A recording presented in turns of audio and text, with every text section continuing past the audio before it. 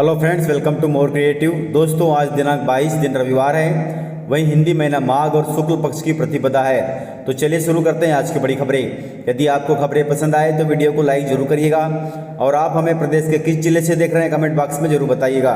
दोस्तों, प्रधानमंत्री किसान सम्मान निधि की 13वीं किस्त से पहले केंद्रीय कृषि मंत्री नरेंद्र सिंह तोमर ने दिए बड़ी खुशखबरी।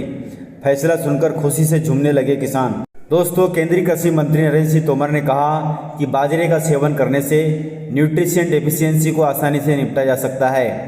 उन्होंने कहा कि सरकार की तरफ से लगातार किसानों की आमदनी बढ़ाने पर फोकस किया जा रहा है और इसकी फसल के लिए किसानों को प्रोत्साहित किया जा रहा है। इसका समर्थन मूल्य रेट भी ज़्यादा है। ज़्यादा से ज़्यादा किसान बाजरे का उत्पादन करेंगे तो किसानों को इससे लाभ मिलेगा। दोस्तों, पूर्व सीएम कमलनाथ जी ने ज्योतिरादित्य सिंधिया जी पर किया बड़ा हमला। उन्होंने कहा कि ज्योतिरादित्य सिंधिया जी कोई तोप नहीं है।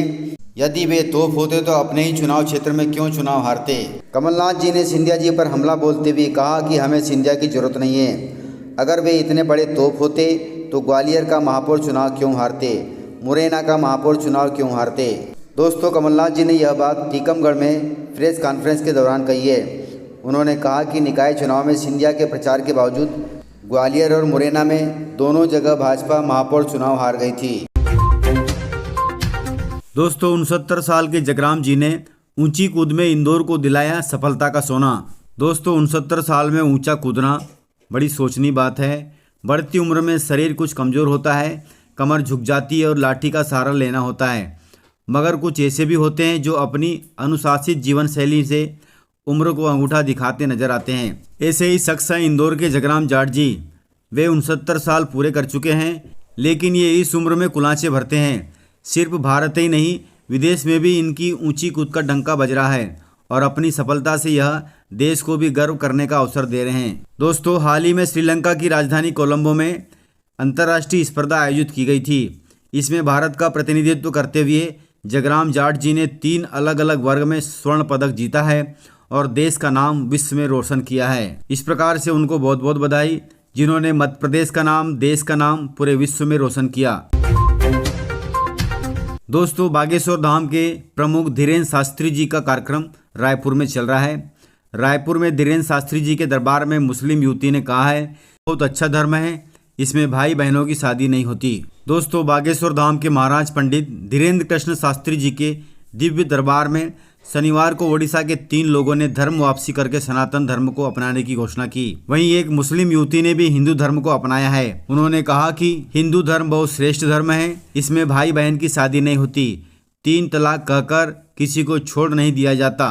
दोस्तों, इस पर बागेश्वर धाम के पंडित जी ने कहा कि वे कोई चमत्कार का दावा नहीं करते।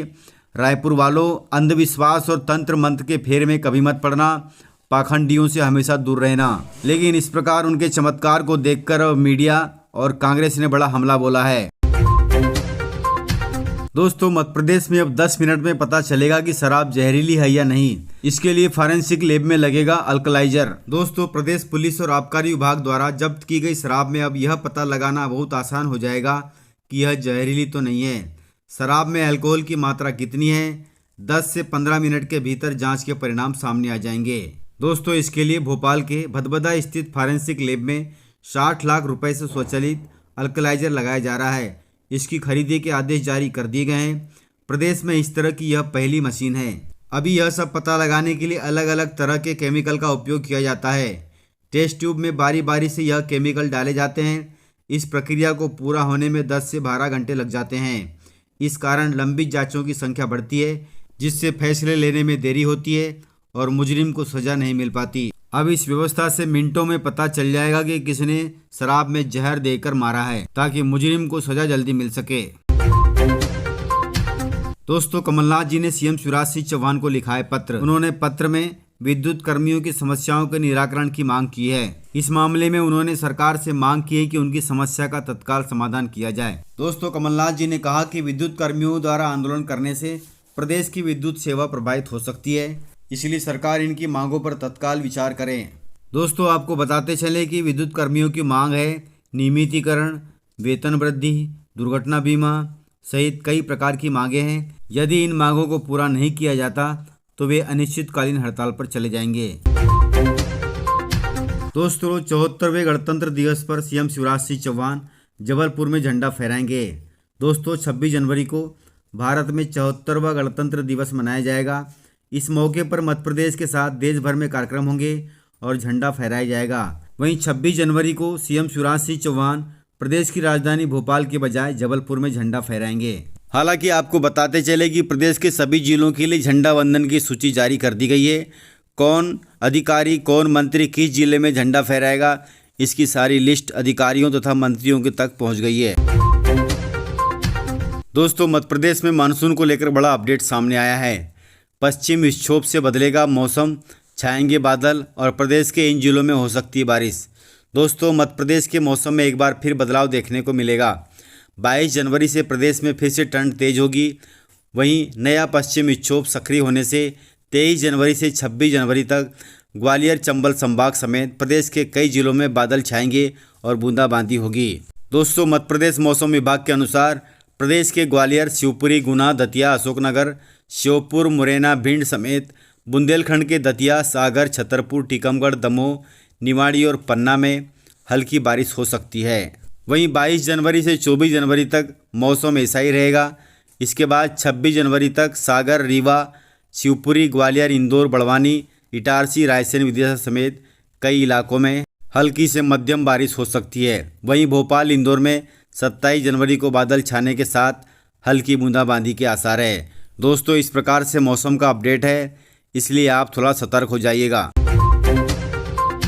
दोस्तों इस समय बागेश्वर धाम के महाराज बहुत चर्चित हैं। इसको लेकर भोपाल के वरिष्ठ पत्रकार ने उन्हें 10 मिनट की चुनौती दी है और उन्होंने कहा कि 10 मिनट में वे उनको एक्सपोज कर देंगे। दोस्तों बागेश्वर धाम के महाराज पंडित धीरेन्द्र शास्त्री जी के विवाद खत्म होने का नाम नहीं ले रहे हैं। हाल ही में उन्होंने पत्रकारों के लिए जिस भाषा का प्रयोग किया उसे लेकर तरह तरह की प्रतिक्रियाएं सामने आ रही हैं। इसी बीच भोपाल के वरिष्ठ पत्रकार गोविंद गुर्जर ने उन्हें चुनौती दी है और कहा है कि वो उनके पाखंड का खुलासा 10 मिनट में कर देंगे।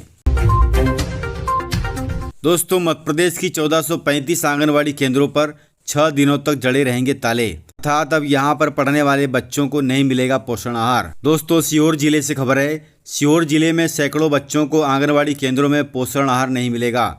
जिले की सभी 1435 आंगनवाड़ी केंद्रों पर 6 दिनों तक ताले जड़े रहेंगे। केंद्रों में तालाबंदी कर सोमवार से आंगनवाड़ी सहायिकाएं, कार्यकर्ताएं तथा मिनी कार्यकर्ताएं धरना प्रदर्शन शुरू करेंगी। वहीं आंगनवाड़ी कार्यकर्ता और सहायिका द्वारा मांग की गई कि यदि उनकी मांगें पूरी नहीं होती तो वे धरना प्रदर्शन करेंगी। दोस्तों आपको बताते चलें कि उनकी मांगें नियमितीकरण और वेतन वृद्धि है।